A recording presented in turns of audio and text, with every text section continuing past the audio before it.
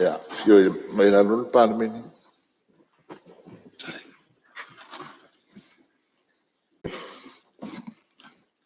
Tātou tālo. Le rio mātou tua.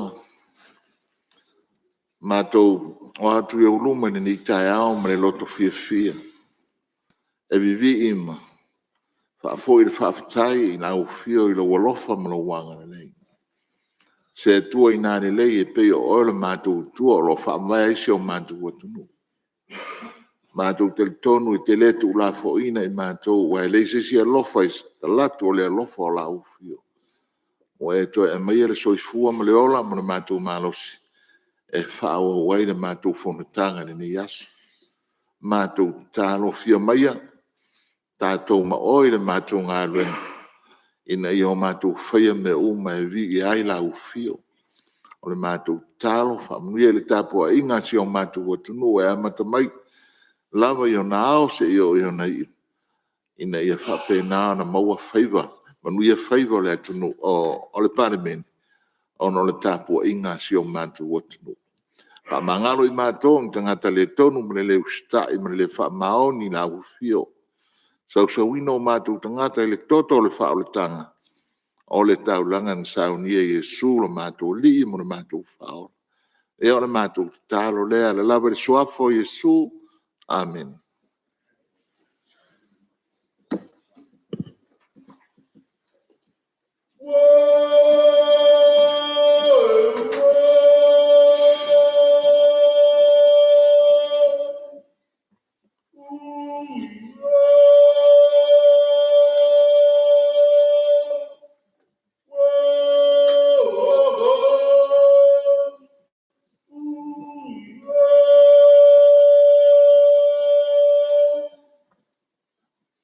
O te whasisilatu a tua mtaria te urumanga mga ruenga le fono a ofa i tula fono.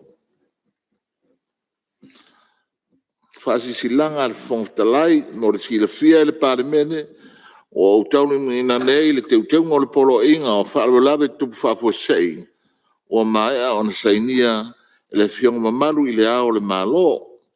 Ma o te tāpama le whaarwalo le sunga o le whailautusi o le fono ao na te tola o lauina teuteunga.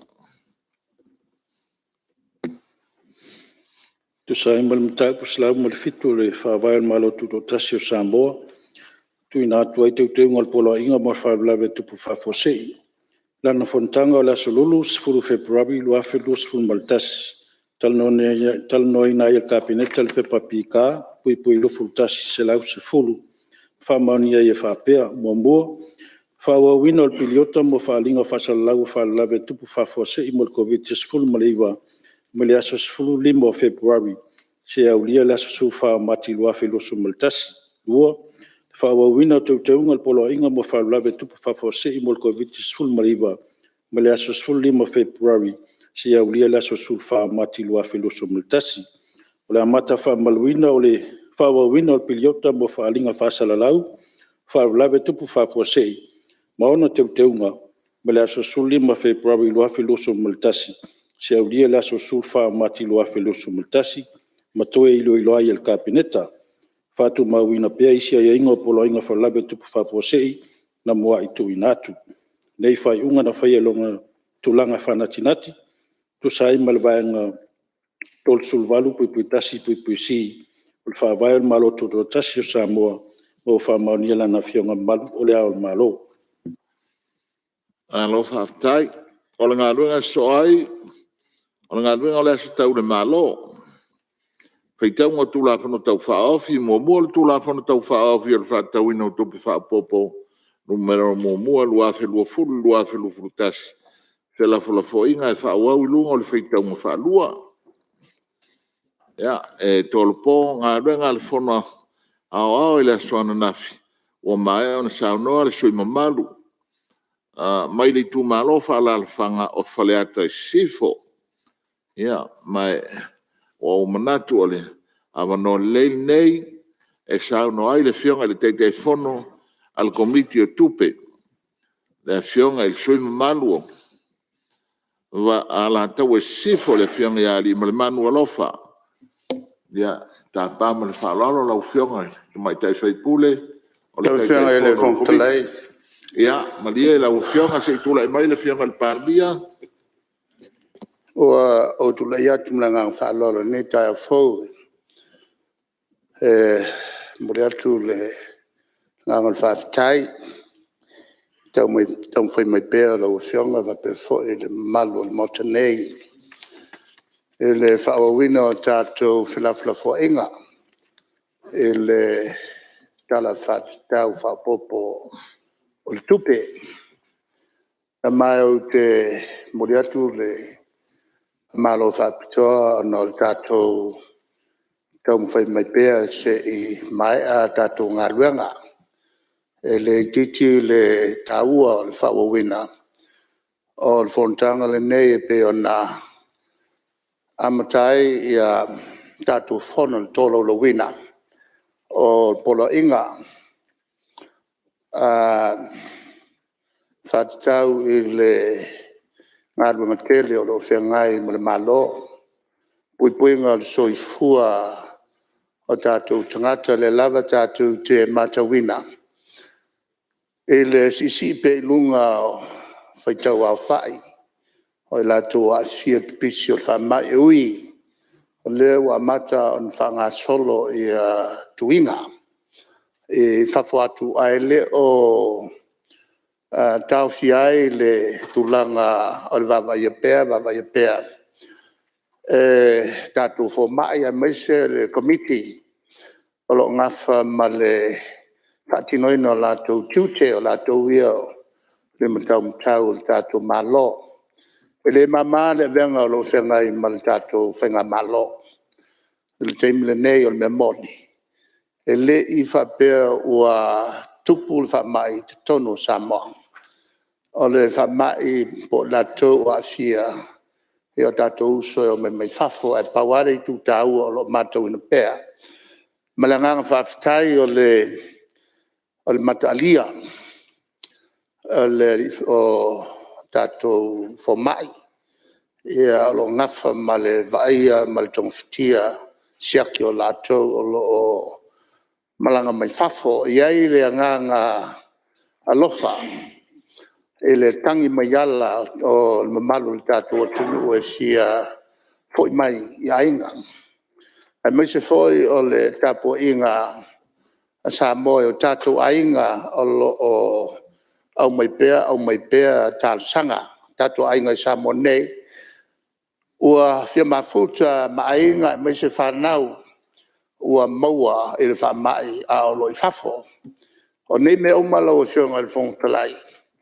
Whawhianga e pēr le komiti malo mo meo fitule ia inga malolosi. O fitule ia inga malolosi e tule atu le tu o le lofa. Ia i lato i whafo ai tule mai fo i le si tu o le lofa i o tātou tangata i Samoa nei. O le pāleni o ia mea e o ia i le whautou tangata tau. I le tau mawhai e whapāleni ia le tūlanga o le alofa mo i lātou i whafo. Ma le alofa mo i tātou o lo o i Samoa nei. E mo kua kuku ulo loko i ai le atoanga o mawhauwhaunga. E le ngata il komiti mo le te penaina o le lātou whautuanga e mai ka peneta. A te sufia inga o le tō whama mao. E te tonu lava o le ka peneta. Lo e whionga le whongwhitalai. O le tūtāua o ne mea uma. O le lipoti mai nei il palmen. E nei sila fia e le tātou mota ia le tāua o ngā luenga lo whai nei. Le sila fia le e le mwhaiona maua i lato ua lato le whataua ina le whontanga al palmen. O le whanga solo pea. Ia tātou whelafula fua inga. Ia mawhaaringa o tausi. O le tūlea o te tula ia tuai. Ina ia whataua i le whawhonga mai a Samoa. Le vaenga whai ulea o le ngā luenga lo whatino le awhi ngā luenga malo. O lo whatino e kapeneta. Ai whai umai nei le pālemene. Whai umai nei le pālemene. Ia whawhonga le pālemene o Samoa. whaafafonga fo i mātau mai le tunu i le whaasolonga o ngā luenga tato malo a mata mai lalo whaasolo mai ia tau mal kapeneta ona whaasolo mai le tonu le tato parmene nei ina ia si le fia e lau fionga ma le mamalu o sui o nu uma o Samoa ai al whaafonga mau mai o i lātou e leo mwhai ona pa au mai e tātou whonotanga. E le taurumanga le whono mamalu, le whono pa ia, le whono toa, sui o le atinu o lo whanga solo nei, i lau whionga le whonfutalai, o le tūtā ua le nā. E whai uma mai a me uma, e i nei i le mea o lo iai, ia sui o le atinu atoa, e na ia awane i whapea, ua pito tasi le whaatino ino tonu. Na se vaenga le malo e whai umea nei i le palemene mla wafionga. E mamoli e le whaftai i le matalio le au whaingaluanga le malo. La tauia o ave iai le whalangolako. Le whauto whafonga atu. I le whasau o le lipoti. E le tamalea na o mai, maltina. Le lava la lo mate tuina ma lo fai o manga luenga ari fo mai in ia o lava ne ai se vai nga ele fai ona tilo iai mai ona toi futuna iai ia fai unga fo il tato malo al waku fo ila kaiao po kala kaiao o fa pa fala uma ia fai nga malanga ia fo ia o malama le tunu ele talano atu le ni kaiao ona le palengi o mea e le mawhai o na vesea i le mawhawhau. Lela na le whale kongo ngi la langi le kaimingi e le tulanga wo ia i le whaino la langi. Wa le palengi la langi e le tulanga sisio manga. Wa ke le vave kere whai unga whai ale tangata soifua. Wa le onga tasi ma le whinangalo le atua. Na ia whausia i le la langi e paleni me oma. E nei tātou wala whiwhia ai mā tātou whanau. Lau whionga whangwhitalai, ia le so atu na ne tai au, a le la a ngā e le te mata e te whono o le komiti o tupe, o le toi la unga lea, e o na whasolo lo leo tali atu le kāpeneta, e tusa mta upuna la ngā. Ia e mese fōi le o onga, ma le loto o ngā ruenga o lo whaatino e lea minsta, ma lea minsta, alo whionga le whongwhitalai. Ia manuel tātou whono. Malo, whaftai, ua whafonga le palemene, ia o whapefo se whafonga tāpua e mai Samoa, i le saunanga manino le whionga le taitai o le malo, whaasila sila ai, ma whaalau i loa i le palemene, ma le, ai mesi o le atunu. I le taua o le fontanga al palemene o whangasolongei, i le tūlanga o fuafuanga ronu mamao ma le puipuinga o le atunu e ala i fontanga le kapeneta i ana whai unga whai ina ia malu puipuia Samoa, ina ia malu puipuia. Wai fai foi o le alolofa i alo ma whanau ma ainga o lo tangi mai ala lo la tofia malanga mai. Ia ai fai sila foi e le malo i ia ma le mamalu le atunu. Ia ne ia fia i tātou i le tūlanga o le whamai oti e peo na iai, e malo whaafitai. Ono o le palemene ai e rua tuai tonu mautu ma mea moni. E whaapenao na whaafonga mai e Samoa, ia o le melele mwhaiau no oia man ta oto i pānga le tūlanga o se whinangalo le malo, e ala i saunanga le whionga le pālemia, e au na whaalau i loa ma whaasila i le whaafonga mai o le paia o le atunu, ia malo whaatai le whai o le whaiva e pe ale upo e whai atua. Ia, ai, la o atu le tātou whaasolonga i le saunanga a le whionga le maitai, tai te fono le komiti tupe o le sui mai ala tau e sifo la ufionga ali marman Manuia le saunoanga. Aftai mo le avanoa ia tatou te awai whaatasi le vi ingo le atua wa mai ona molia ia ona ua tatou toi whailoa i le neitai au fōu le manuia. Laua whionga le whonga whetalai o le maota masui mamalu le nei maota. O Samoa ua whaatasi mai ia whapea fo i Samoa lo o whaafonga tāpua i mai. O te tūlai atu maleama teli. Mo le saunoanga muli muli a le tūmalo a la tau i sifo. I le pae inga lo na sifuru ma le ono le nei o le palemene. O na la e ilea matau whaangape a wā o le papa e ngata le maota o Samoa. O le maota o Samoa e ana le feelinga. Ai mai se le whaafonga tāpua i mai e Samoa. O e ana le feelinga. Ua tātou tiu whaamatala o ai nei i upu whai o malo. I le nei maota ma le nei palemene. Ai wa o tāufi. O sae le avea ma whai ngā e tu maua le nei maota. Whaapea pa ia whai whongata ma mamalu whaau whongata o Samoa. I ona tu langa whaalupe. Ua ta oto a laia i saunoanga sui mamalu na sale a tata o le nei fontanga. E tainane e se whaatau waa. Pe o iai, pe apa fo iai. Se tala, e le lilo, ia pe lanu i se tau mamanu. Ai o pa ia fo ima mamalu e tu mau. Ua ta oto tanu tua oi o le vava vai ma le vatau si. I le whautanga le au ponau.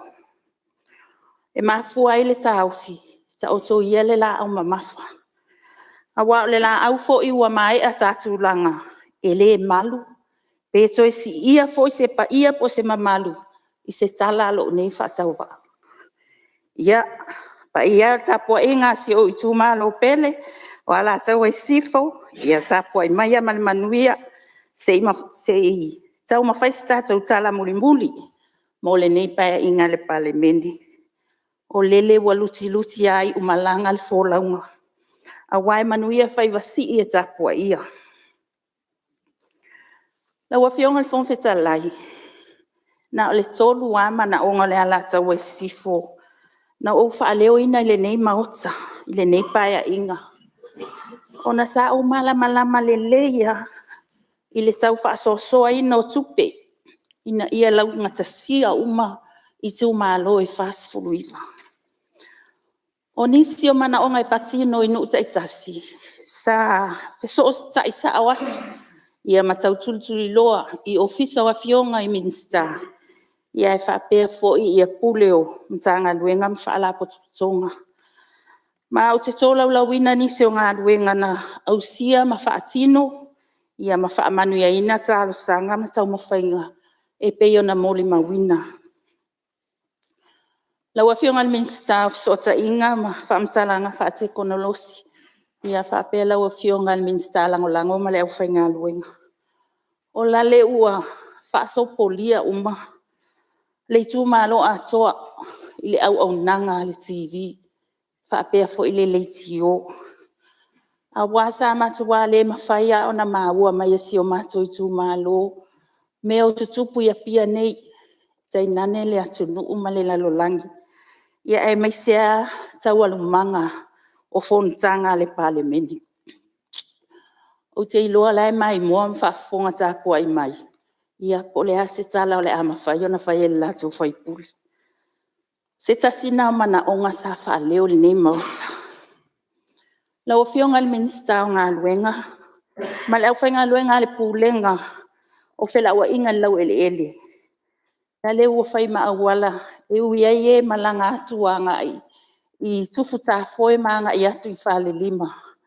Le awala na toi whausia atoa ngai nei a futai. Le asafa aluina i le tasi te sima le 2 miliona. Wa inu malie fo ine iafu. I ngā luenga al pūlenga o sua mai. Ina ua whaasopolia uma le fioanga. I le sua mai paipa. Ia whapefo i ona whaimoli a wala. mo tu futa foele au fainga luenga le EPC lawa fionga le minsta nga luenga lawa fionga le minsta ma le au fainga luenga pesinisi ala manuia malepa te wala sile va ai ya sina ino ainga manu e alai fale fou fa ona ponei o ta avale o pisinisi ia masina ea ainga lava ia ona o ava noa fainga luenga i tolu sifuru lima na fa matu watu mone ia fu matu futa foi e ei fo ima ava noa fainga luenga fa seila ia tunu i fafo lawa fionga le minsta male au fainga luenga fa la tonga va Samoa Shipping Services wa faifo i masao ia tama whanau ile hatina ina o le tu malo ma le atunu lawa fionga le minsta fa atoanga ma fainga faiva ma le au fainga luenga wailoa ma ua iai so matou sao ile hatina ina o le tamau ainga ona o hava noa ma fesoasoani ala i maketi fafo mo le ava ai mai se fesoasoani ala atu por kalame o le Samoa Agribusiness Program ona o le malo si anga leo le matou tu malo i le itu tau whaatoanga o le tutoina o le ava ai mai se ai ne iafu ai wa whapena fo i se va ainga le alualu i luma o le hatina ina o whaatoanga ona o le na i malosi ma le fesoasoani a le matanga luenga lawa fionga le minsta tina tamaitai a tina e o fioanga manga fesoatai ma le au whainga luenga o le filifilia wala tau e sisi foi a matamea pe pilot ai le polkalame lea o le tapena ina o ta iala o atina e mo i tu malo ele i mama ele tu malo le fa e la le wate le to mai o tina i polo kesi ma polkalame o suisui fa pe la au suisui mo tina o le tu malo ia fa pe foi polo kesi o ngala o aina mo le tu malo atoa o nisia o atina e sa filifilia e lato e ave e la lato fa mua i ta iala mo atina e o i tu malo la o fionga le minsta o puna o fa naturam si o manga male au fainga luenga wale ngata ina toi tapu e ma fa le leia o fa natura e ei fai ta ele ma vai tu loto ine iafu ai wa ave nei ma se tasi o mata anga mo le ai tu o savai o lo fanga solo fo inga luenga pulenga tanga tafa mai mo mai fafo mo le fai o fale tala fia ngai po garden toilets mo le mata anga la wa fionga tamai tai min star so fu malo lo ina male au fainga luenga wale to e fe wa i mailo mato i tu malo fa pele tu asa wa atoa anga i tu asivi e tala atu ai la to vai o la lava ua maua tala vai ma fuala au ilo mato fale mai fa i tu malo i sa taua ya ele ngata fo ilea o le sa fa leo le tele o sui ma le langona fo ilea ina ua ye le fo ma e mo le mato fale mai fa i tu malo la wa fionga le fon fetalai e fo i manisi ngā luenga o lo fa ngā solo le taimil nei ma o te fia tō lau ina fo o le awala ngā lue a fale lima o lo fa ngā solo nei el pulenga o le fela o inga lau ele le filifilia o se konkarate mai tau o fonga sa fasa lau ina e na te fatino ina le ngā luenga po mati ma se tasile o vaenga o le isi mana onga sa fa leo le nei mauta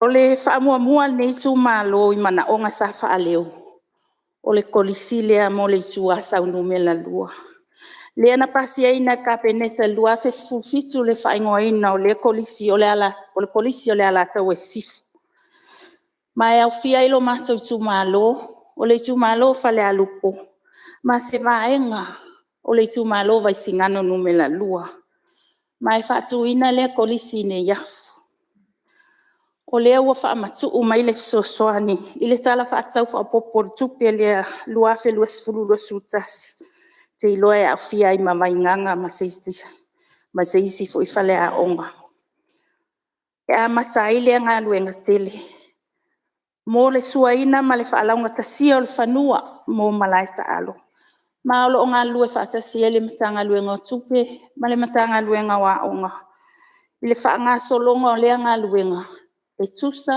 ma faiga faavae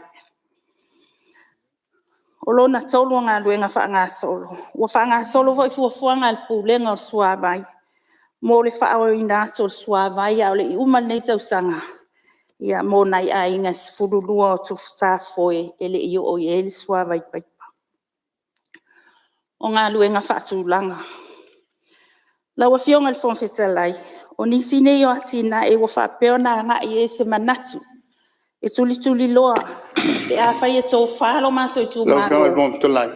Ia, Maria le te whono, tū lai mai lei pānimia. Malulu atu sui. On le kolisi lea sa e tā ua. Ua o te fuafuanga ua loa foi ona finau mai ai le sui. Ai sai ai ia nai whawhitauli sa whiangai ma le malo, le Ministry Education.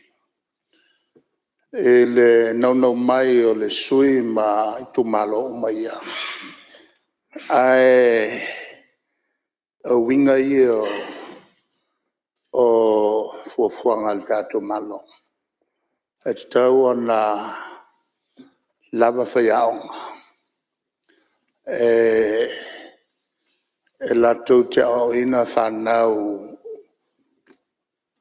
o le a onga i ua lava le ia maulunga le o ina. Lona wenga ia lava whaiaonga. E le tawiso le tulanga. Ona pe ona silafia i le nofo inga taruai. Na mapuna e ai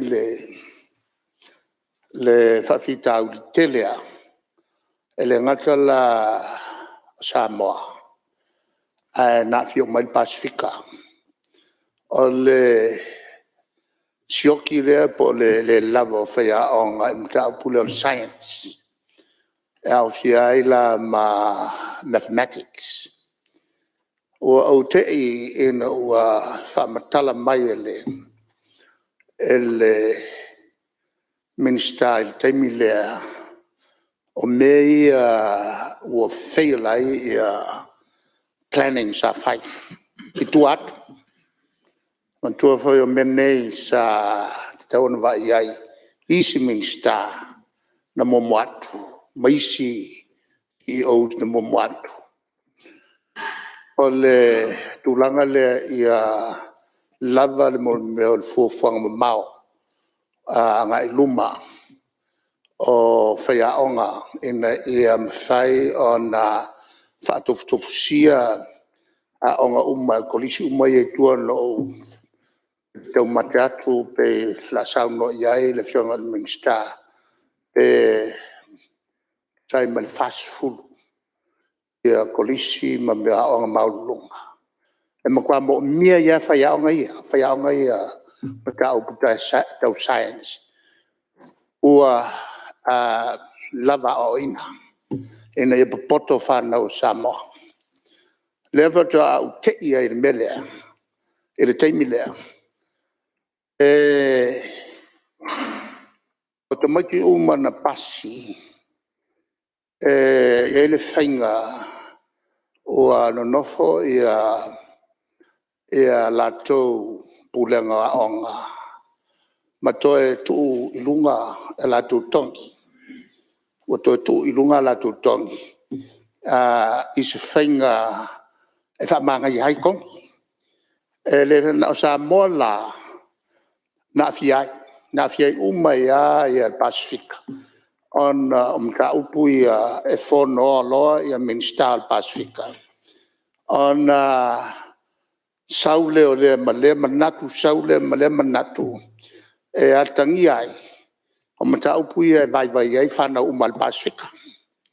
Le la sa la to no fai finga na e tu ua I foi le ilunga artificially ia maka ke rimaka ngai lunga a vakular ka mai ki sa fikus fulu pasenga langa mathematics or physics a ua rimaka ilunga ele iwa fulu piki mai loi o I ka ko tato wa fo e scholarship ave ai aku fail mai ai o on ol tulanga fale tonu lea sa o tusia le universite male officer onga o le ale foi mele mo kwa le mo ko fo ale ku mai ia fa fitaulia fai mai se fo meia o ko le la fo ia le venga ko responsibility o ko kiukelea ia fakulanga le lei faia onga lava faia onga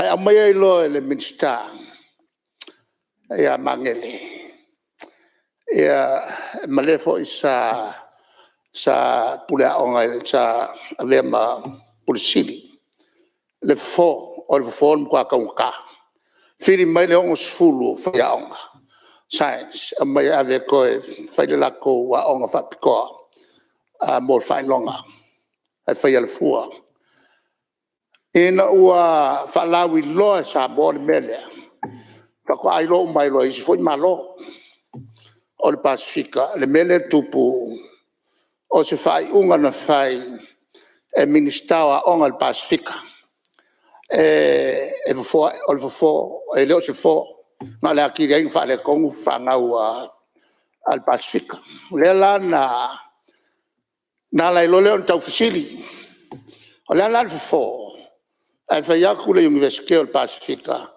to wo e fai fo le o fai Samoa o le fini mai on ko fa ya on a science ai ko kong le malo le to e fai le la to wa on a city ai ya le la to wa ina le langa graduate mai lo no sulu le ya ko mai le siong sulu ko fa ole wala nan fai tato le na mulmulita mai ai ya isi Malol Pacifica, but we took the leadership.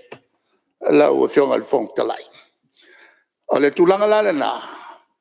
Lea sa mafuai on tau fatu tuai. E le tar sanga la mai.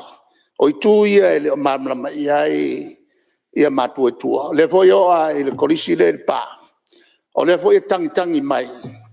Ini faya onga lava le fo ia tele ni ia maulunga la tua oina al tuang fo na le te tal no ai ile minsta mal pursili o lo ia nei te ko nga ia la ko fa fa vai le vanga le uri kaya a sai le o lava ko mai e fa ya onga lo fiong al fong telai le tulna ina ia manino le ia tau pule nei ina I te I watua ia le sui o le sui o le tumalo a le o te watua le whawhitau di sai ai na mafu ai on whatu tuai ia le unga le lela o te manatu le o te auto I lau tu tonu ia le matau pulea ia le o ngā le o mai le sui le o fa malam la mai na tuai ia le to asai ai ma tal sia ina ia fa wau pe tanga luenga onga le tomata pulo ia nei mal minsta ia awan ne to solo tua le te pena ina o fa ia onga ia lava o ina ia makwa poko fa nga sa bolo fingal fong talai ia ole fam talanga na ina ia manino al mtau pula Malo, waktai, ya, da pala o fionga ile. Tamai te fai pule, te whanor komite tupe tula mai, tau no lewa, maua le whamani nonga le pārmia o I tūna te ngese aile, le whatau nuina mo le whasoa. Afitai, na o fionga le pale mia mo le wha malam la maina o le ta upal nei tu malo. Ia laua fionga le fongfetalai ona o mai lea I ngā luenga whaatūlanga. O nisi o neo ati na wa whaapeo na ngā I se manatu e tuli loa. Pe a whai e tō whalo mātou tū mālo o tō e fo I mai. O le tūlanga mua o le aua lamo tufuta foi. Wa umana I sa I le linga a insinia. Mai tatau o tō e sua ma whai a toa le awala ngā I atu I whale a lupo. O lona lua, o le whaalelea o le awala ngā lue moni iafu. O na o le toa tele o le au whai whato a ngā ava. Ma o le nuu fo I lea numera tasi. I le toina o le ava.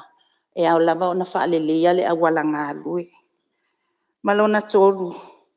O nisi o mata anga matala o le vavau. O lo itutono o le itumalo ala tau e sifu.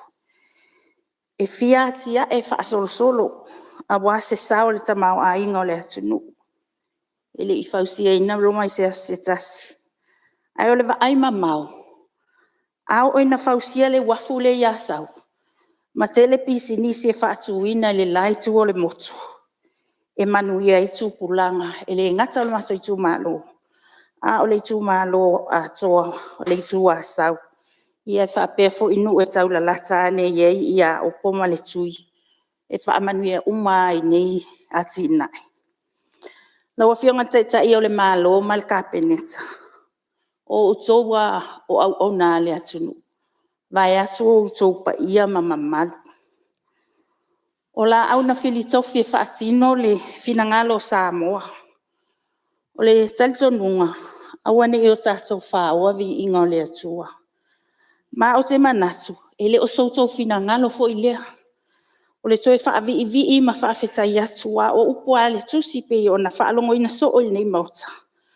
A mai au na tātou whaia se ngā luenga o na whapeane lea. O au nā lea o ngā e tātou. Ai ui ai lea. Laua fionga le whonga whetalai ma nei mauta. Wa uto lau ina ngā luenga au sia mo lo I tū mālo. Ele o se isi tūlanga. Ai tā ua le whailoa atu o le tali atu o le mālo ma tātou pāanga. I mana o ngā sio o I tū mālo. Awa o le loto whawhetai fo I lea. Ele e tele ntupe si o tātou mālo ai tau whaasoa lava. Ina ia o uma au nanga mo o mia. I so se tafa si o tātou atunu. O le tō whama mau fua le leilea. O lo o I o tātou taitai. Mo le manuia lau tele o tātou tangata. Wa o tō lauina fo I ngā luenga whaanga solo ina ia si la fiai. O nisi tau mawhainga wale au sia nei paia inga. O le awha au atu I le nā paia inga. E tai nane ai po fea e ta oto ai le tō wha le tū malo. E wha au lava. O le ngalue pono wai. E le fuatia I se taui. Ai au ngam wha moe ia manuia le tū malo. Ma le atunu. O le fesota inga lea ma le vaenga tolu. I ngā luenga whaatūlanga na o tō lauina. O taula inga o manatu ma le vaai mamau. Ma moe manatu. Mo le ati na e ma le manuia le tū malo. Ma le atunu. Pe a fina ngalo ala tau e sisifo. O te toi mo moli mai ala la tau tō wha. I le nā paia inga. Laua fionga le whongwhetalai. Se I whaisi na tā puu. I se vaai ngā wā te tele I le tamau Fionga le whongwhetalai. Mali ele sui se I tula me parmia. Tono tula I atu o se mea fia whamamlama. O lea sa unua le sui whakatau I le wafu ma taulanga I asau. Mai ele ni upu o mane ai. O le ki atoa lea maltutala. O le atina e no le itu asau atoa. Ma le laitu o le motu. Nira. Lau fionga le fong talai. Ena o mai le company tele mai Amerika o le pokalaki. Sa fioa e tono le tunu malato matawina. Se awala e whaiai o na lau e se atu le lau papa o lo o mau e samonei. ma la awi e fai ngo mo meo Ironwood o to ainga la au tonga tatele la awia mo mia tele o tunu o la langi on e le mangau ngau ngo fie palosi umi on faunga e la au fa pena mo e Amerika salo o to inga la auna ele aina ele ange fengta tele la na sa mai ia palangi mta milo il Pacifica ona lanto loai le la aule o le filele e ola tele na ona mai lola vai se wala me fai ona lanto avele la aule fafo ta sona ta pawale me sa anga e tato na te me tupe ia mawa a sa tato le vai tele ile tele o le tupe maua mai pe ana tau fila la au e ili nei malawa I fafo la au manai au ave o ngala au la o fio la kiki ala tupe ngako maua al tele o tupe na ave fafo la au kaule e ni filele ko maua vanga na o le mau yuta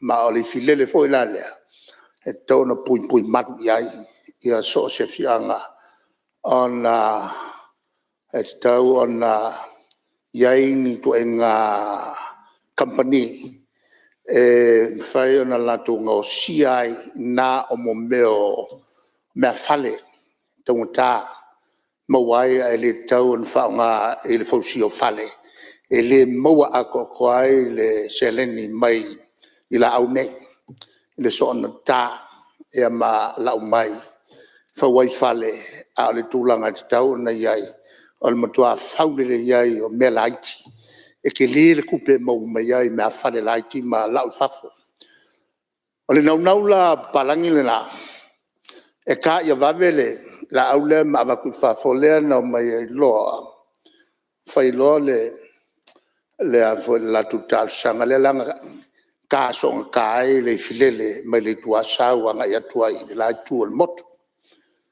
o le melan fe el malo ono ia sau le is a natural channel shava manto foi mene o le ava e ava ai le solo ato le amu ma le papa mai le si tu o le au I le si tu o le au e ava e va e mafu ona va ono le tafe atu le vai tafe manga ia tu iai e leo lai ia manunini ia la tu te fausia ia le papa solo o tu maamu le mawai ia mene o afo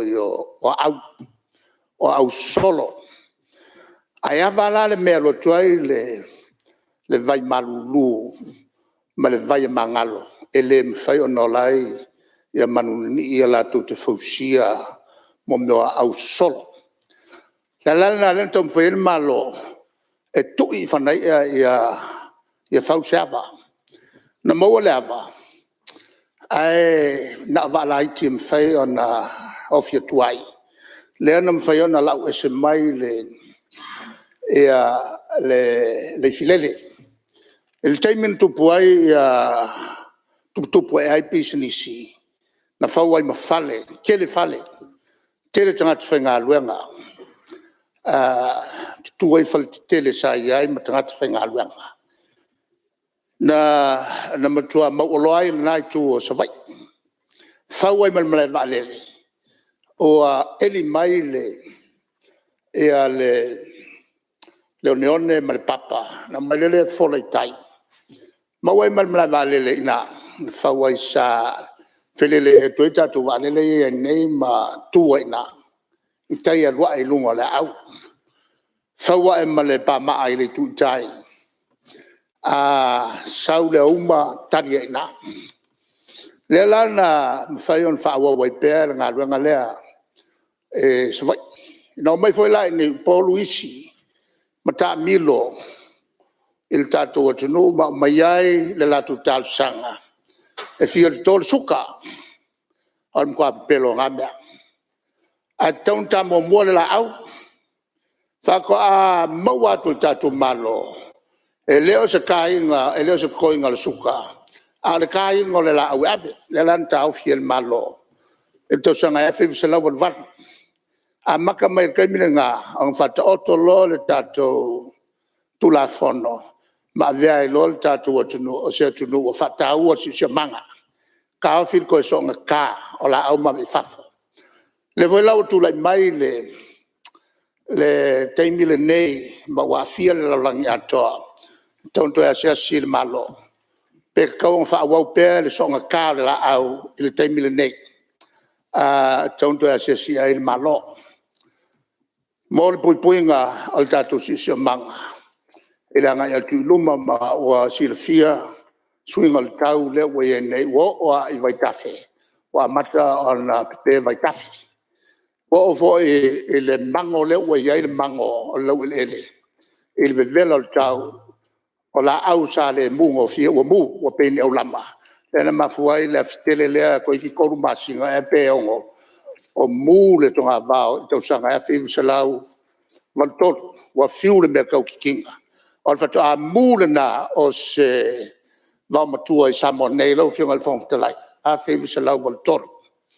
Tātou te leiloa, le wa mata na fia tātou, e le tā fia tātou si manga, e le malosi o le vevela, le ala e alu nei, ia le vevela, le ka ke vai aku i TV, ma ka ukia ki munga ia wa kupu ia kumui fafo, wa fia e fo i tātou.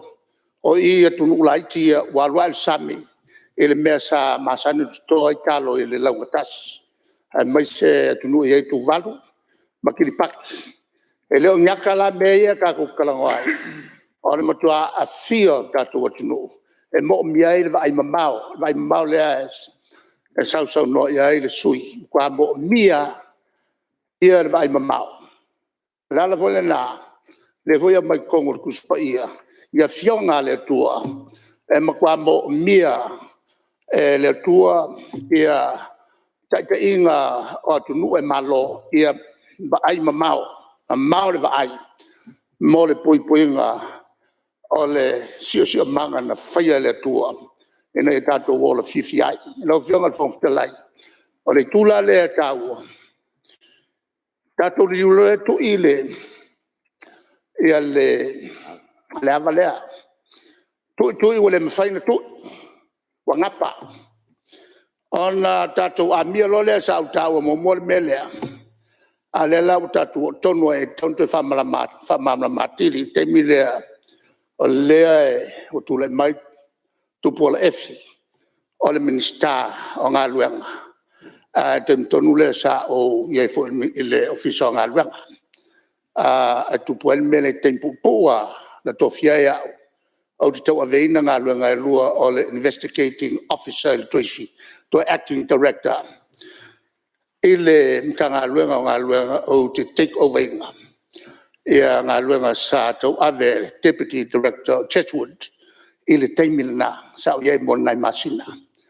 A le lae, au tilo i lea, il whatinonga o le wafu lea ia sau ma tau mwhainga i le whaloloto. Nā mai ai ia insinia mai al malo watas, mai o i Holland, e sa whamtalai nātu mua a le la o kongwa kaimi, toi whamamla matili. O ngā mai lea mauru lalo, test, ia le papa solo. Fe mai le lipoti. E umumang whanga ia le mwhai o ngā ka e le papa solo lea. O le toa o ngā ni whanaipa. Kai mi ngā ke le whangai a ngā umai. Maliki a kukuam ka whangai ma uia. E le toa telo tangata i nā naso. O le tūla tāua. Walua. O na whaifo le ilala. E na waangi mai le ofa. Hangi mai a le ofa me uma sa eri mai kukongu i le ukoe al uma i le ava. O a soloia ese malmalai vale le ulese malai vale. asu uma ese ma kalingatu e ofa la wole se mala vale lo ya no wa to fayele le se mala vale le fa nga termine e mo emergencies lo fiong fong te lai o nan fai lo foi male ungal malo kapung yang ambe wa wole ton to fa wa ka ki ye shasu on ko kilo lo le ya le lanta punya lo le o le ili sai ai o ya sau la mena tupu lo fiong la tupu ta puni la fe se lau walfa on ka ki mai le fale la pe se coast town wa ka ki ai umo le nga luenga ma wa ta puni ato lo ma le ili malo na ai wole se nga asam fa yala na fa ngai nai va lai ole tulanga la e tu tonu o taulanga le ya sau pawa le o taulanga tele le yai po sa mo atoa e le kau fa loko i le me feli wa eva la yai le waf toi le sa fai o le me mo mia na ka e ya papai on te tala lo ole ava o malan fatala no ma fafo ia le se tasi fo ia malo malato company ole tala le si company a mai fai le mela le umena to fai la ko ki le fa ngai ngai meo o fa ngai mo meo me kwayanga a le la ko machine nga lua kwa masing aki me mai ka lepe akole fa kele le ava sale le akole longo masinga la ko faya on tatia mai lo le ava kele nga e me faya lo ono atu au fiatu va fa ngota ai me so me kele on to o lai le ole i tu atole na le tu asau le la kele fa ko angal malo lai sa faye na la yo mene la yo la tele la au to la au fua la ya ma le fo to nga yo ntanga luenga fa to anga to fa le ya to ia fa to angal malo i yuta ele tua sau lo fiong fong talai a lo pole o le kelo nga kai tau fai e o el fosio le wafuna e o fakasia ma le wafule e vayusu e o fakas a o la ya sa le kiki ar ka minga kwa pingi oba al telo tenio i vayusu o veon fon ftela fo fuanga maoia al tato malo mai le o se fa atan mere fai ole meu uma whakalango ingal cabinet. Ole tasi leo o wala. Faulo el malo ia matia esa tunu. E iei le upu whapiltania decentralization. Na le winga le mea. E iei vaenga le tunu e au tu iei. Ole lau mua ta pe o pia. A decentralized law activities i tua. A ngai tua le malo. E ati nae uma ia vaenga tele ia. E pela o e asau o i sale longa le whawai le aitele. Le taulanga on sale longa. O le whai tu toa le o le rufafo ma le rufare. Tulata mai pia. E wha perfengo mea le natura. E whasotai motu. E vaenga pitusio na vavala la te taungo fiai. E le angai atu lumana e lo fionga le fong talai. E ke le fato inga le va o Samoa na lua. A fel me pikolaka. E fengo fie ka ngo fie se malangaina. A le paka ma tutuila. E la talanoa e kovana umai. A mawhai on whakus ko wafu i il pito mai i leone. O nga kipi a ko ai le malang ale va ai le tula ato e lo koi ko kamilo le mo o ngalu le o e pang ai atu mai le wafu I le one e fenga kongwa mari paka e o kipi le malanga nga I va sa tas mal afa tula le rotu le pata e anga I le one na mato tala no ai fo I male ko vana o lo ye nei ya ma wo o ya singa asuya Amerika o mai nei o la utala no le na ya so sonil malo Ameriksamo fause wafu I elone e taulai le va atu nei fa faingo fiai fa tau inga o lo kelele ia meto fa to anga samo nei ai fa le lava le tuila me ia e fenang long ia malo e lua mo la nga ia tu lumna I lo fianga fo te lai fo mai ia sau e fa penale le faingo fo fuanga mau a fo e fua ko fa mau fe sa word ko fa mau e sau mai le tua anga ia ne o ko kapa malato wa o ina fa pito o lato o kako professionals o mo meu engineer la on fa tau o mene engineer tatu fa now I lato a ver il ko nga ko mai le lango la kinga el sa mo ka o kele lato e ia professionals a mesiale fa engineer ma architects la tu siata ato fale ato mo me wafu mo me fa pena ma tina tele fa pena la na fa ta waya onga fa na mo scholarship la nga so o me ye rua lo fiona al fong telai o le vai ma maule na ale HPP mo fa pulo mo va ngal nei o lo ia I le vai ma mau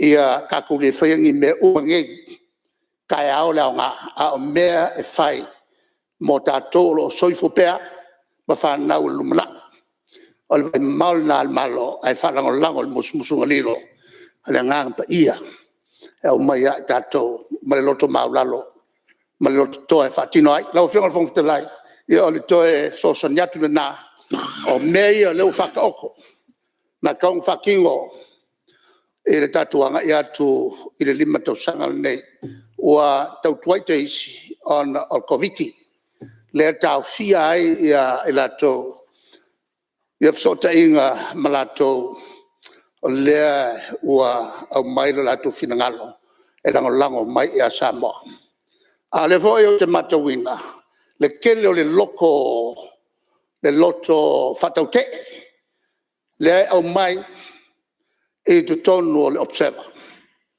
le loko whakauke o kangaka e le mamau le vai e ke e menga ia o ngā mo whanau Samoa e le lumana a kilo la kangaka ia o mai ai tangata lai maua mea kangaka lai le leinga luenga la tu whanau kangaka kele la ku ka vale la ku pisingis ka vale a le tau mwhaiatu ia I tua ngati na e mau ai ngā luenga whanau ma kelo ka ku whangau le wai umaisi ala tau su ngā luenga o I le ave elfa mo mual malo ngā luenga e mau mai e mau ai ngā luenga tatu whanau nei malumala lo fiona fong ftelai o to e whanau tele natu na o le mta upuna la ngā suia mai se whatau o le tūlea o le ati na e le neo le wafu ma le taulanga I asau whape fo le taulanga I sale longa whape fo ma le taulanga I ia le pata I steimi mulmuri me umane o aki ngai kele ia e au ngā mo le tatu o tunu ma tūpulanga whai mai Malo vatai. Ya, amuia foi suyo. Ala to sifo lo fa pena na tula mai ya mtula ya tule. O lo ta o atina e ma fu fuanga e pe on fata. Ta oto ya on naite o te telefono le comité tupe. Ya on naite sa no di tulanga o itu o le mai tawina o fuanga mo mal na le malo ya le fa manino o lo tula mai ya fa manino le malo o wal fa fuanga mai le tunu. Fa menino nga le pandemia ia amu ia foi fa penao na fuafua mau a lei nei ia ua manuia taeao pe ia faapena le agaga o le malo ia ia le tagata faitio ia umasa o loga olaga o le faitio ia e poko e faikio ai le ilofa i kogu ua le aga faapega upu le tunu ia o le tagata e mauluga le faikio ia kasi gagaga e le ilofa i kogu ga o le faikio a ua fea koe mai la le tonu ia le ai le ilofa i le tonu ga o le faikio a ia tule mai le sui e faauau saunoaga Ia, whawhetai. Lau whiunga whawhetalai. Ia, whawhetai mua vanua. Whamala mala māti lia ia ni. Manatu ole nei tū malo. Ai se i whai asi na tala pupu. I le vainga o te tele i ta mau ainga. O leo o mai le pale mene. I lau unga whaatau pou le lua festivalu ono. Te iloele o manatua e sisi. So sa o tala no ai o Samoa o le atu nuu whaamanuia ina le atua. Mai le isuia le nā mautinoa. Wa tili whaatu mawina i tūlanga ua tātou mai tawina i lo tātou lalolangi ma le si o manga. I le tele o atu nuu e matua malo losi o lātou tamau ainga. Wa le mawhai o na tali atu i le whaamai wa lo fia i le lalolangi. Ai a Samoa. E le iso tātou mawhai. E ngā whatia i ona tatali o ngati ngā o le nei whaamai. Na lo tātou atua lava le tati. Ma le la vea i a Samoa. E ui aulo i ailu i tau mai lea taimi ma lea taimi. A le mauti noa le na o Samoa. O le atu nuu whaamanu i ina i le atua. I le tau tau whailo le a fianga o ngaonga o le COVID-19 i lunga o tamau ainga umo lalangi. Ia ai whapena na pue ia ai foi malo tātou loto i whale. Ona o le fisota inga o le tamau ainga o Samoa i le tamau ainga o lalangi. Le ai whaalangolango tele i whaatawa inga o loa ma au nanga ia matangata le trade ma le tourism. Ma o le tātou te iloa le lei. Elena o Samoa o afia i le tamau ainga. Ele ai se atunu o le lalolangi o sao mai ai. O a tātou tapu la ma whainga whaavai na whausia. Ina ia mauti noa le maualunga o le puipuinga o Samoa. O whapena na afia e lo tātou tamau ainga. Ai le i whaitawina i le tūlanga ma ale o Samoa. I suinga o le tau, ma whaalave whaanatura. O le anganga whaafetai, o le ai tūlanga le leipea ma whaatupula ia le sao tupe, whaamomoli mai whafu. E ui au la fo ia afianga i tamau ainga o New Zealand, ma Australia, ma Amerika. E ono afia inga luenga o tātou tangata o lafo mai tupe i ainga. Ai o le ai whaamawina pele si itia o tupe whaamomoli. E ui olo e ai to tu ngā i tamau ainga, ona o afianga e le o i ai so tātou malosi. Ai olo o mawhai pia o na tali atu le malo. E awala le ai fesosoani, stimulus packages. Māti na te tele olo o whaawau pia. Ia e whaapea fo i whainga whaavai e tali atu ai neilu i tau. O whainga whaavai nei ua tū lai mai ai a tātou tupe whaaleo, whaanganga i whai unga te sema. Lua felua sifulu, i le fitu se lau 5 sutasi te sima le 3 miliona. O lona winga, a whaia i se tūlanga o ngaonga ia a fia i le atunu. O lo o mawhaia o na whaatawina mai, o loa whaaudu whale mai. Whafoi mai la atunu upo imports, mo se vai taimi e tusa male, se fulu tasi te sima le iwa masina. Le foi sa ta ua, e le fionga le sui fai pule mai whale ata. Ilana saunoanga na nafi. O te whaetai ai le atua, o le whaavai e Samoa. No o mai lea se whaamatalanga lau fionga le whawhetalai i tala whaatatau o tupe. E taia so o i le whaalongo te tonunga lea fo isa whaasala lau mai taluai nei. E nisi o ala ata o le TV, whai mai, o le tele tupe ale malo. E le se me popole ai mea tupe. O ai alfa ngā malo e tūla i mai. Na mai ia whaatino loa ma whaawau ngā luenga whai. O se taitonunga na whaao Sofia i le fia mala mala mātili o le nei tu malo. Mai uaina o fesili fo iau, i le fesili lea sa fesili fo inisi o sui, i le fontanga le nei. O fesili, whai mai. Pesa whaafefeo na whau Samoa. Pesa whaafefeo na whaatino le ngā luenga lea sa whau wau whau pō. E la tau na mua i malai, o nisi fo i o tua a ualango mau mai tia sa. Whai mai sa whau mai puapua ngā. O na o lea tātou titala noa tula fono o le tala whaatau o tupe. O na oto e wha upuina lea o le fesili e whapea. Pesa whaafefeo na whau mai Samoa i le tūlanga tau tupe. Pesa whaafefeo le wholaunga mai a le nei pāle mene i tūlanga tau tupe. O na o mantua i leo le wholaunga a le whanaunga Israel ina ua o ese mai nu o eko pita o le mea sa anofo polonga ai. Lea whai mai e fast furu tau sanga o ta ase solo le mau. Sa whetaya ina ma puapua ngā. Ai sa iai lava a awa lofa o le atua i wholaunga alona nu. Masalo pe ai sa whape nā le wholaunga. Ma o te fia whaatepa i nei mauta. I le fast furu tau sanga taluai. I wha mau maunga. I le amatanga mai o ngā luenga. Al whai ngā malolo i ai nei. Tala whatau al tupe el fast furu tau sanga taluai. A feiva se lau balu se furu. O tupe whaalu whaatula fono. Ma por kalame o ngā luenga. E lusu 5 miliona. Se wha malama to asi mele. O tupe alu whaatula fono. O tupe ia e tutongi ei mua ata to ita alafu fafo. O matotono le tunu. Ma ea fia le tutongi ina o le pulenga. Ea fia le au le malo o suito fia. Ia ea fia i fo le tutongi ina o le tafitolu whaata wangai. Le iei le pale mia mal kapeneta o le pale mene. Whamsinonga. O ofisa suetusi. O nisi nao. O mea tau tupe lea e alu i lalo i whaupunga lea.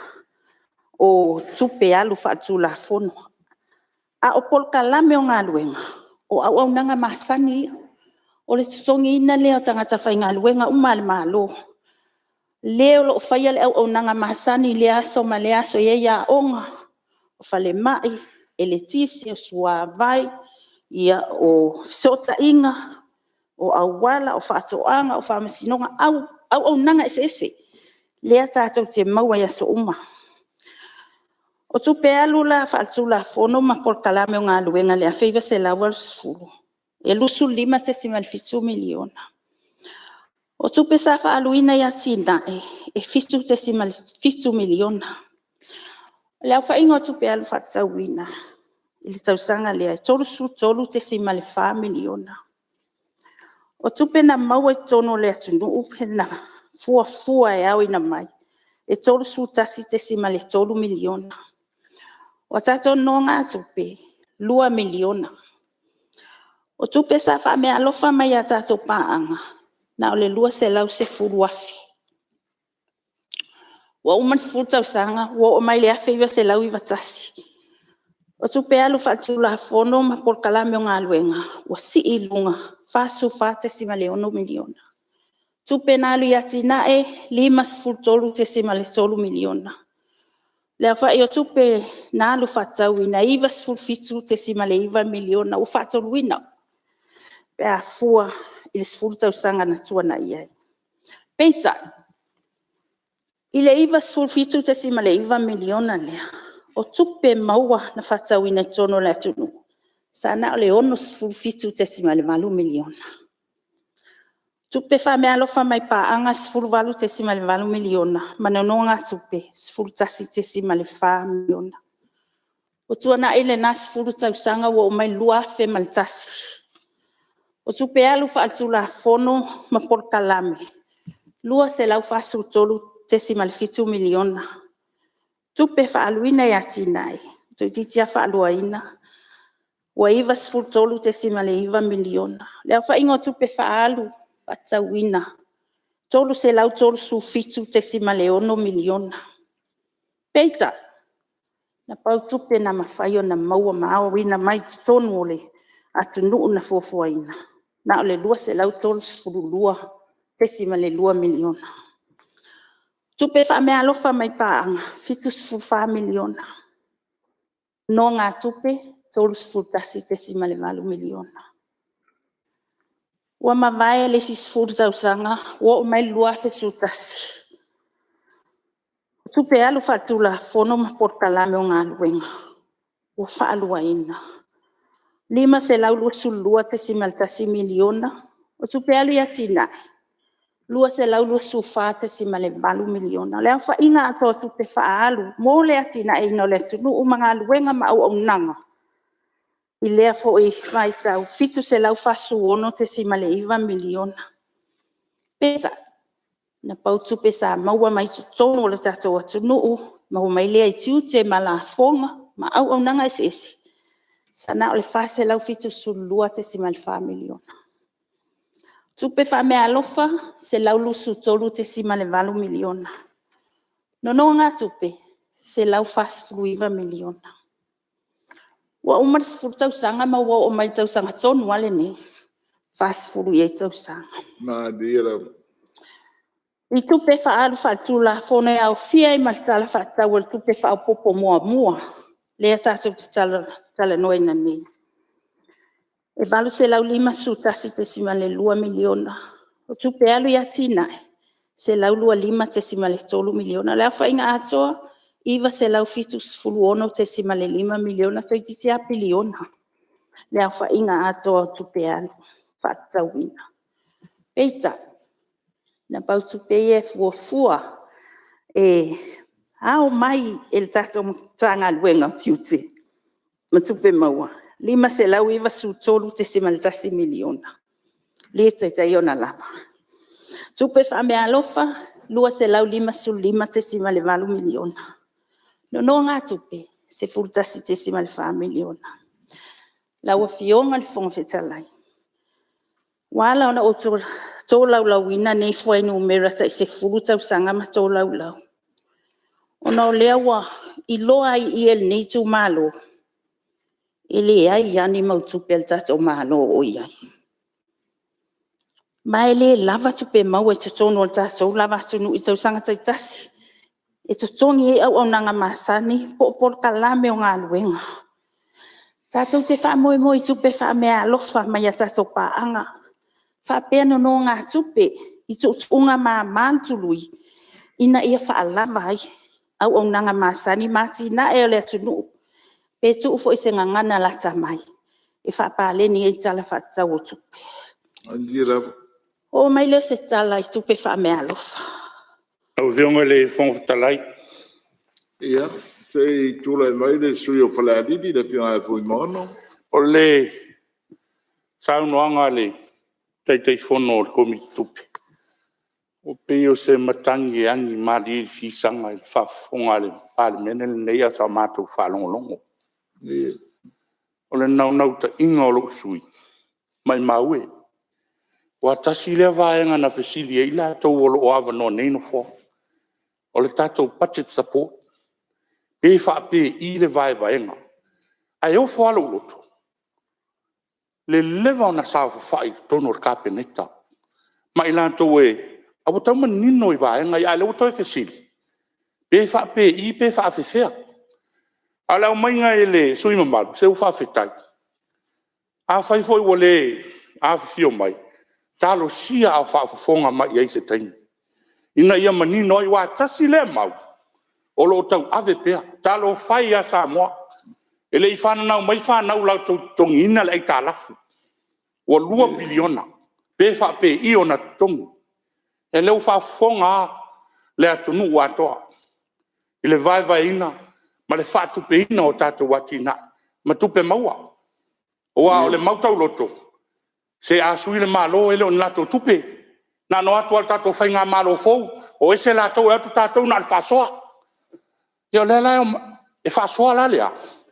ai fa feo na mo tu pe fasoa o le ala na mo li ele nga fa fa yo sui fa fonga lo tu malo a tonu ye fo inisi la ngona fa pena o sui lo tu malo le wa manino fa fonga la tu fa tai tele ia mo le fa mala mala mai na wa le te mana tua lu afe se fulu male van to titi a piliona al tatu tupe le na fa tau mo ati na e male tupe fa ia alona winga a fa ye lu piliona le oka ia o le uma nino faftai o le ala na lo tu la ilanga ile fa no no fo ai le fa le o le nga faftai le wa manino va nga uma o le tupe mau o le tupe fa alu o le tupe fa nganga o le tupe fa me alo fa mai i o le tupe fo ye mai e tatu pa anga e ma tu lui ia wa manino faftai mo lo wa no la o fe ma tala ia dia sei tu le mai ale parmia to tu le no le ala Le fenga von talai o tu le atu famalo fo il tapenanga te fono. Ai le leo no fam talai natu fala wetele le tu le nei. Me vo faisi o mio ministal tupe fulu valu to sanga o ministal tupe.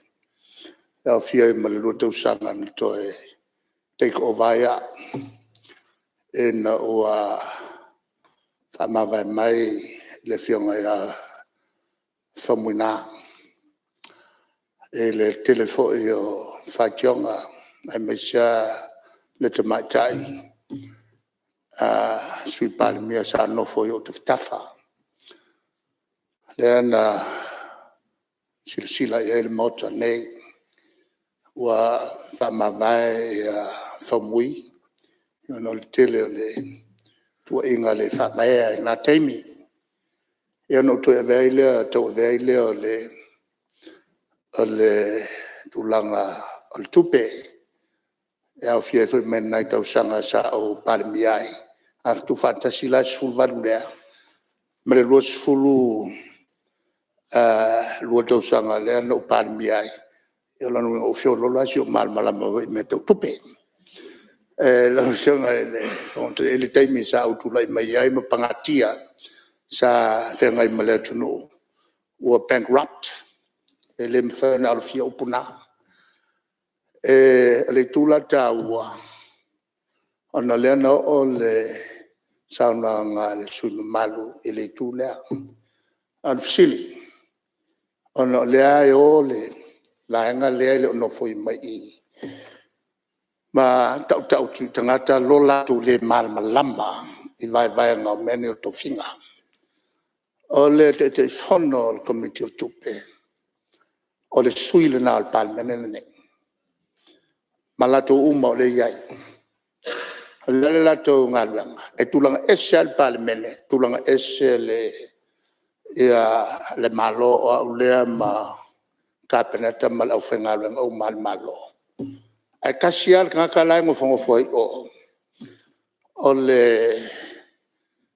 tauele tule o le tu silia il malo e li pokisa o maya e nel palmene e le betu al kapenata la tu li poti ina ia sa o maya ne ona o ia fo o le ona al palmene ne o le mata ila le te fono o le sui o to uma ina chi ke uma matonga luanga le fai ai li poti mai mtanga luanga ta penai le su tu sili o la tu li poti o sa o ai su tu ma me sa o le li poti il temata e tate fondo malano committee ona lato vai dia lo le facionga fasanga mai ata mal kabineta mal tanga luanga uma po o yai se fale ton e lato fatino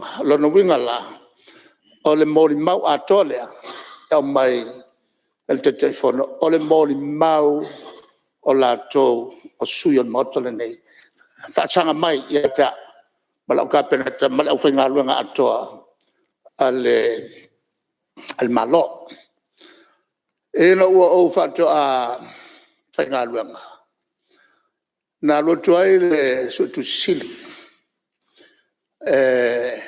sa e su ele nga luenga tumile wa la fe visalau fitas wa o moto fifto fiola o de ma sui fatum sili ole tanga luenga latina ai lalo o le te inga se tasi fo io faulunga matua e le nata i public service le sunga ya Hans Kruse ia e matu ya foi le lipoti al su tusi ona o te pena i naile o le tali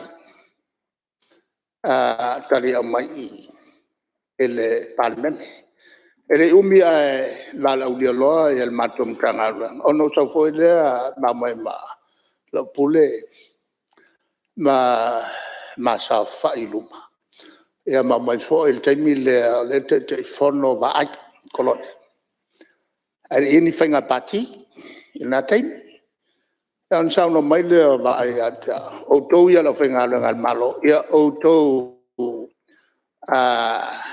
e o to fa ma sui te fono il taimi na la o metti la o fo se tasio te ma na iaia le taimi o New Zealand ke le long taimi o understudying le whangaio inga o le malo il taimi lea o le sila lea to ina o le tulanga o le malmalama i whainga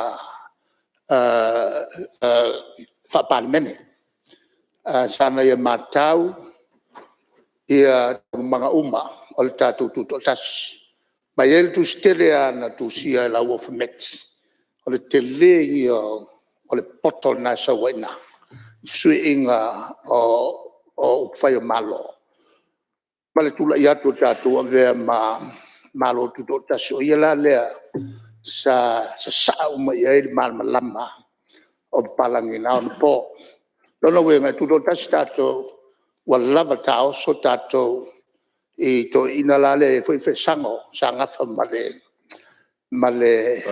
pulenga meto ine le parmene wala no taua le tule on tala inga ye faine e pe atili atangiai le malama o la tone e la ngaluenga le te fono o le foi po na fi foi no falongo ti ai o le tau sili fo i la tone ele tulanga al teta il mata o me ai fai pal me uma ai il fal lave le mamla mai e fai atu ia fatala noanga o tu la fono tu mau matangata mai fa matala uma le tau o mene ai la lave le mamla e o te mana tu ai le tala sua foi tala tale si o le autus tala na atu ia ua tal no foi ma se tasio lato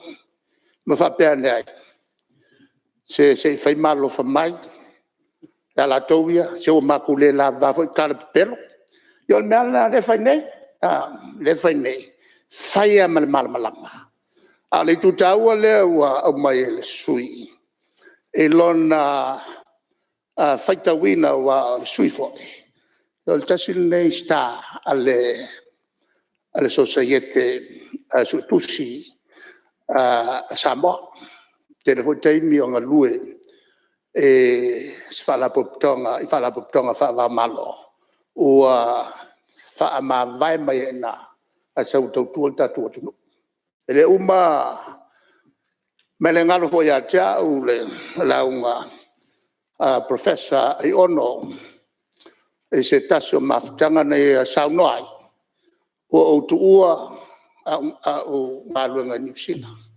o se tasi sa awina I fafo scholarship tele lo malama mawalunga o tulanga professor fo I il universite e Dunedin a tu mai mea ai South Samoa fa ngalo na to mai to tuai o le malo na mawai le poko le malo na wina tu fa folera la to manei ua to te liu mai mga lulu e mo tatu malo malama lele e tiu te tau ave le foi la wa mai la na folsanga o se folsanga e mo tua o a me se fa mani nonga mainga o mene tupe el malo e lua ko nga kupe el malo e a fa kamana e le va ai el malo e o ke ya ile le fa foi ngal tatu te mau ai te nga tupe o tatu wa tupe e mau atu tonu le tunu o mai la fonga ma tute tonu ma te nga tupe isi tunu e wala mai e tatu fatau inga ma sosani foi e ma me fafa a ola in fanga yoi e tatu fatau inga ngal pawanga kupe fanga kupe malo fafo lalana le lai on tau tele fatua el malon le to sanga a fe sala bal fatua lo iai fa tu petu tonu e fai malato tute le a foi na o tato te nga tu penei ala nga luenga atona ale au atona nga luenga ale tato central bank na kai kule le ia fa nga solonga tu pe mo mai ma tu pe va tu fa la lefolina o tupe uma mai fafo e lem fain kala ko ave uma o te wai ele tato fal tupe tu ton ya awang ko se e aku ka ko ele malapa pala le ne tato le se kupe o ka mai o lo wa fo ile lava tonga tupe ya mo fato inga ole nala le maka ikule le o mai al kai mi nge kai mi piko silin ko kia walwa ilalo te nga tupe atunu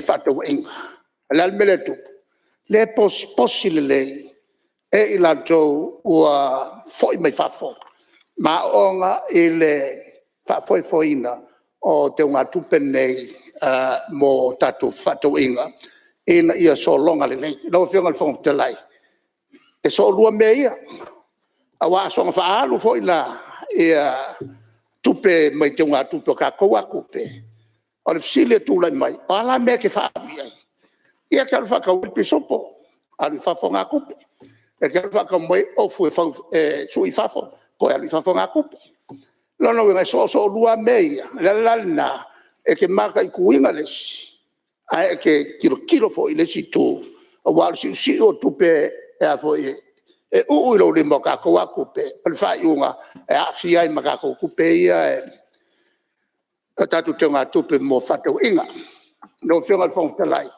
o le so lua nga ka o kele a maka ku le mari poti bai le mtanga luanga le central bank li poki mari mixka kupe li poki mari mixka kupe ya mato li poki fo elato ya te auto committee al parliament in ia si le fia umai e la lane o le malo le mea lo ia ele tulanga tau tupe ma le tulanga tau ai talafa le foi au mai le tala o tupe au tu la sau umai aka koe kala le aia ma se mea ngai la sau umai a ma le tulanga o le tato capacity tato malosi fo le tongi tato italafu debt service capacity le lai fa mtino e tato umai kai mi uma le tulanga o iai fa nga solonga tato malosi tau tonga tu pelaya se mea faleton ai sea le anga tangata tonu lai e fa foia mea kangaka uma o nga train te lo teimi sa luento tele la IMF sanga lue le World Bank sanga lue o le ADP fai fa vai alta to malo ave tam fan we a onga fafo to on to foi mai le ko ave ko trainee tono fala potonga tele nei foi mai nga lue a o mala malama le e nga yo inga lo fai e fala potonga e o mai lai fafo ai o mai ngi Samoa o ma kwa le lei ato to ta penanga fai tatu tam fanau e o foi la fa kulanga al patet le fa kulanga mai il vaenga nge la tinae o le statutory ia ma le tulanga fa nga yoina current expenditure fianga form te lai o le kaua ia fa kulanga mo statutory la le winga le upu statutory